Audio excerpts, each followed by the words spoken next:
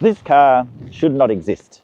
Ferrari is very proud to tell us that they are the only company that makes a naturally aspirated V12. And do you know what all the other companies said? We thought that was illegal.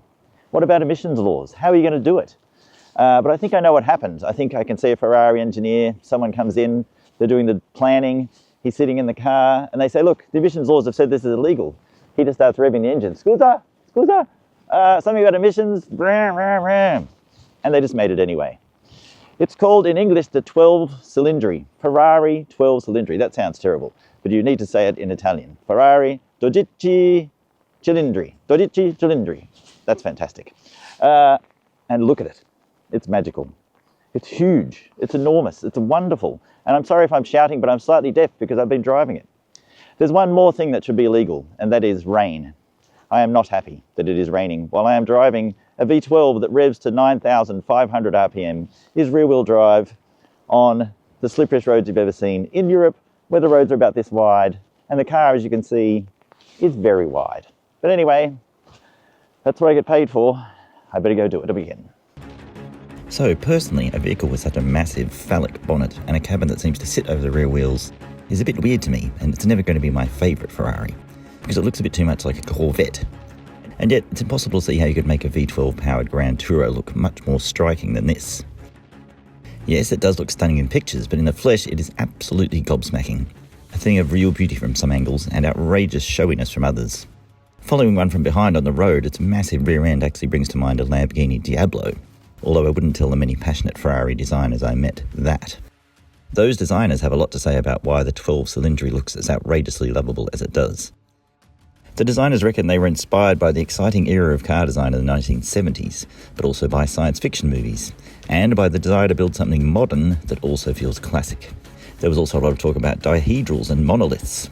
The 12 Cilindri also has an incredible clamshell bonnet, which not only creates a sense of theatre when you open it, but means that there's no cut line through the bonnet, adding to that same sense of the whole front end being a monolithic structure. Then there are the many aero features, including two Batmobile-like flaps on the rear wing that activate to provide downforce when required, some 50 kilos of it at 250 kilometres an hour, and they look great too. I could go on, as the designers surely did, but let's just say that this is one hugely impressive piece of car design. So it's much nicer in here. You've got this fantastic glass roof with its shape. On a sunny day, I imagine that would be amazing. And this I love. I thought this was part of the car. There's often a Ferrari badge embedded in the dash here, but look, it's actually the key, and it feels magnificent. Just above that, there's this H-patterned gear selector, just like the old manual. Oh, I wish this was a manual. But that allows you to select between automatic and manual. And the most important button today is this, the Manettino, which allows you to select things like race and track and ESC off and all the buttons I won't be touching today. But fortunately, it has a wet setting, which means that the car can cope with extreme conditions. Anyway, we're going to find out what we can, despite the weather. It is undeniably a thing of beauty, a magnificent piece of design. Inside and out, it feels and looks special. It talks to Ferraris of old while also feeling incredibly modern. The cabin has been modernised as well. It's now got a central touchscreen with Apple CarPlay and everything on it. There's a nice large screen in front of the passenger as well. I've got this vast kind of curved TFT screen in front of me. It's very nice. But they've still gone with this haptic system on the steering wheel, which is rubbish. You still have to mess around with it, play with your thumb, and take her off the road, which is never good in a car like this. So we asked them why they're sticking with that system, and they said the customers got used to it. So as usual, it's my problem. I just can't get used to it. For what it is, a two-seat Grand Tourer / rocket ship, the space inside is perfectly functional, and there's a large kind of overgrown parcel shelf where you can throw a backpack or your jacket if you need to. You also get a 270-litre boot, which is, you guessed it, just big enough for a set of golf bags. Keep in mind that there is literally no one on earth who will buy this as their only car. Now, let's just prepare ourselves for what's coming here, a big number, the price. By pointing out that aside from the Purosangue, which is an SUV and should not exist, this 12 Cilindri is about as much Ferrari as money can buy when measured in square metres. Not to mention the most cubic centimetres of engine at 6.5 litres. Still, yes, paying more than $800,000 for a car is a lot. But there's a fair slab of luxury inside with a new 10.2-inch central screen that makes it easy to ignore just how poorly designed and difficult to use the haptic buttons on the steering wheel are. This central screen is where you can run your Apple CarPlay or Android Auto without the kind of frustrated screams you'll hear in some Ferraris. This stupendous, trumpeting mid-mounted 6.5 litre V12 is a further development of what was already a fearsome power plant in the vehicle that precedes this, the Ferrari 812 Superfast. Yes, that is a stupid name. This new version also gets an 8-speed dual-clutch gearbox instead of the old 7-speed one, which theoretically provides better economy, as if the owners will really care about such things, but also provides more driving enjoyment, as its shift times are now 30% faster. The V12 itself, naturally aspirated, remember, now revs even higher with a maximum power of 610 kilowatts, arriving at a very, very loud 9,250 RPM, just short of the 9,500 RPM redline. What is incredible about that rev number is just how effortlessly and easily the engine will climb to those heights, repeatedly and addictively.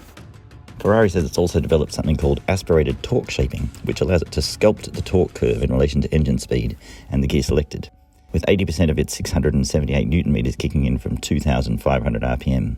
The goal of this, on which it delivers, is to provide a sense of seemingly endless acceleration, particularly in third and fourth gear, where the car's happy place is. And mine too, at least when it's not raining. Perhaps the most miraculous thing about the Ferrari 12-cylindry is that it is, apparently, fully emissions compliant with the 2026 Euro 6e standard. A ceramic catalytic converter is part of the magic, apparently, but a lot of effort has clearly gone into all areas of emissions. This car's CO2 emissions are claimed to be 353 grams per kilometre, but then its fuel efficiency is a claimed 15.5 litres per 100 kilometres, and that's just having a laugh, frankly. Despite having a giant 92-litre tank, I was shown a predicted range of just over 415 kilometres when full, and it was even down to a predicted 300 kilometres to go after draining a quarter of that tank. Honestly, even EVs can do better than that. While you're watching this lovely driving footage, it's important to remember that Ferrari took this B-roll on a sunny day, not the day I was driving.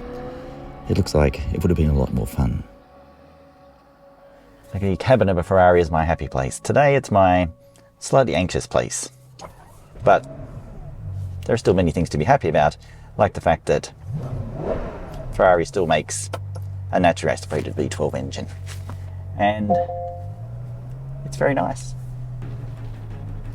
So I'm going to try and describe to you what I'm seeing here. The bonnet is absolutely enormous. You've got these two huge wings, and trying to line it up on the road, I would say one of the sides of the car is slightly in the grass and the other one is over the middle lines. It looks big when you approach it, but when you actually drive it, it feels enormous. I'm here in Luxembourg today, where they decided to launch the car, and it's one of those little European towns where the roads are lovely and winding, but quite narrow. What I struggle to understand slightly is why I would want to buy this Ferrari as opposed to the Ferrari 296 GT, which is my favourite car of all time. This, of course, is a Grand Tourer. It has a lot more thrusting out in front of it. The nose is enormous. You're basically sitting on the rear wheels. The joy of a V12 engine, of course, is the sound, the torque, and all that kind of thing. But they pointed out that the maximum power for this thing only arrives at 9,250 RPM, which is just below the red line at 9,500 RPM. Now think about a V12 engine hitting that kind of revs. You're probably thinking about the noise. But let me tell you, even when you get to 6,000 RPM, you're doing about 1,000,000 kilometers an hour. So to enjoy it is challenging, but it's worth a try. In a world where there are increasingly strict laws about how much noise you can make, they must have had a hell of a time getting this through the rule makers. I'm not sure how they did it. I'm not sure it is as loud as V12s used to be, but certainly when you're in the midst of that rising, roaring crescendo of sound, you're not complaining about noise laws. You're just thinking, I'm so glad they've managed to do this. Now the steering is good. It's that typical kind of Ferrari sharp steering, although it does feel a bit lighter than the sportier Ferraris that I've driven, all of which I love. But the main thing with this car is being able to place it on the road very precisely, because everything becomes like a shrinking tunnel. I feel like a bear that's trying to go across very thin ice driving this thing, particularly in wet conditions. But on a sunny day, on a nice road that I know in Australia, please Ferrari, lend me the car again, I think it would be marvellous. So the ride compliance is lovely. They've talked a lot about how they've managed to get this car to corner well. Mix of active suspension, a kind of a theoretical short wheelbase, when actually it doesn't have a short wheelbase because it's very long. A lot of technical terms for how they've made it feel sporty when you want it to, and like a long distance Grand Tourer if that's your thing. Blasting across Germany in one of these at top speed, cruising at 200 kilometers an hour plus, that would be a great day. For that kind of driving, that very unique, not very often achieved kind of driving, this might well be the perfect car. The sound is eye-widening. It's also got an extra gear this time over the previous 812 Superfast that this car replaces. That had 7, this one has 8. So you've got shorter gear changes. Apparently the gear changes are also 30% faster, as if they weren't fast enough in the old one. And of course that 8th gear also gives you extra fuel economy, as if you really care. But then you're supposed to care that somehow this car is creeping under the CO2 emissions laws. I don't know how. So while the maximum power is up there above 9,000 RPM, you've got 80% of its ridiculous torque from as low as 2,500 RPM. And the torque curve is just incredible. So from 2.5 all the way to 8, you're just feeling this absolute thrust. But it's a different kind of thrust to what we're all becoming used to with electric cars. It's a building thrust, a kind of rising, powerful rage as it goes on. And the noise! Oh! I do love that the F1 style steering wheel, as you get above a certain RPM, this bit goes red, lights up, and tells you change gear or you're going to explode. Fantastic. The acceleration is magnificent. The brakes are absolutely stupendous. The gear levers are wonderful. All this carbon fiber that you feel when you touch the carbon in the steering wheel. Everything feels amazing. But it's just so big, and I'm constantly aware of how enormous the car is. I would prefer a shorter, sharper, better version of the Ferrari, as I say, like the 296. But I can see that this would appeal to a certain kind of driver, a certain kind of enthusiast with hundreds of thousands of dollars in the bank. Make that millions. Oh, to drive around corners, it really does sit incredibly flat. The turn-in is wonderful. It defies its size somehow when you're actually in a really windy bit of road. Oh. It has an automatic mode, but who'd want to use that when you can make gear shifts that sound as magnificent as those? And no one needs a car like this. It's arguable that it shouldn't exist, as I've said, but there are many things in the world that we don't need, that shouldn't exist, like cruise ships for a start. But I'm really glad they do. I'm really glad that they made this car. Now, I must admit that driving a car with this much power and rear-wheel drive on very wet, slippery roads is slightly nerve-wracking. It also feels like trying to open a boiled egg with a chainsaw. It's just so much power under my right foot, which I have to be so gentle with. But I'm constantly tempted by the fact that it is so much fun when you do put your foot down and get to hear that noise. Oh, slippery bit, terrified. Breathe, just breathe. The reason that Ferrari are sticking with the V12 is not just because they can. It's a thing about heritage, it's a thing about sound. Enzo Ferrari himself said that everything at Ferrari comes from the V12 engine. The V12 represents the essence and the heart of Ferrari. As he says himself, every other Ferrari engine is just a derivation of this one. Now, I love the Ferrari V8s and I adore the new V6 hybrid system, but I can kind of see what they mean in a purist, old school, old man kind of way about the appeal of the naturally aspirated V12. I don't think they'll get away with making another one. I'm stunned that they get away with making this one. But if you could afford to buy one of these and put it away as a collector's item, I think it's going to go up in value, which is pretty impressive for a car that costs, insert crazy number here. Oh! Like any supercar, it takes a while to get used to it. You find yourself using a quarter of the throttle, then maybe half the throttle. If it ever gets dry, you might get used to full throttle. But there's just so much power there. There's so much left in reserve all the time. I guess that's what it's like to be rich. Like, I'm spending lots of money, but I've got so much left in reserve. The view over the bonnet is quite special. You can just see the vents over that massive engine, which is basically sitting just underneath the windscreen there. It's pulled right back in under that huge nose. In fact, I don't know what most of that nose is for when you think about it. The engine is almost just in front of me there, and that gives it a mid-engine balance. The new engine is, of course, more powerful than the old one. It revs higher. And we're talking about the previous car, the 812 Superfast, which was super fast, and in many ways absolutely terrifying. But you can't just keep making that one. You've got to make the next one even crazier. And if this is the last one, if it is the last V12, which it seems it should be, then they are going out at a particularly high note. The Ferrari Dodici Cilindri has not been ANCAP tested, nor is that ever likely to happen.